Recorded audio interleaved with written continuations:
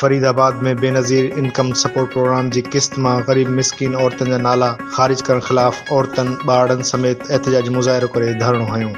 असां गरीब मिस्किन आहियूं। Benazir income support programme की किस्त में नाला खारिज किया विया आहिनि। असांजे घर जी चुल्ह ॿरी नथी सघे। आसिफ अली ज़रदारी बिलावल भुट्टो ज़रदारी खे अपील कई त किस्त में नाला खारिज न कया वञनि। फरीदाबाद में ॻोठ मथी अख कढ़ाई वासिन मसमात बेनज़ीर खातून, दरिया खातून, पठानी खातून, शमशाद खातून, ज़ैनब खातून ऐं ॿियनि एहतजाजी मुज़ाहिरो करे रोड ते धरणो हयो। हिननि चयो त महाबूट खां पोइ काछे में ॾुकार वारी सूरत-ए-हाल आहे। हिन चयो त बेनज़ीर इनकम सपोर्ट प्रोग्राम जी किस्त मिलंदी हुई जंहिंमां हज़ारे ॿोॾ मुतासिर ऐं गरीब मिस्किन औरतुनि जा नाला खारिज किया विया आहिनि। असां बेनज़ीर भुट्टो जा वोटर आहियूं।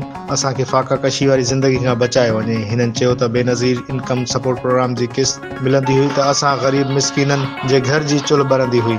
हिननि मुल्क जे सदर आसिफ अली ज़रदारी, पेपे chairman Bilawal Bhutto Zardari, Benazir income support जे चेयरपर्सन खे अपील कई त दादू ज़िले में गरीब मिस्किन औरतुनि जा नाला बहाल कया वञनि ऐं फाका कशी खां बचाए वञे।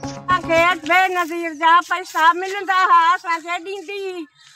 असां वोट तुंहिंजा आहिनि, अॼु बि तुंहिंजा, सुभाणे बि तुंहिंजा असां ॾींदा आया आहियूं। तुंहिंजी अम्मा खां वठी वोट ॾींदा आया आहियूं। असांजी चुल्ह बि सुम्ही पई आहे। असांखे कुझु बि कोन्हे को। असां ग़रीबनि जा पैसा बंदि करे छॾिया अथनि। असांजा खोल पैसा असांखे ॾे। असां अॼु बि वोट तोखे ॾींदासीं, सुभाणे बि तोखे ॾींदासीं।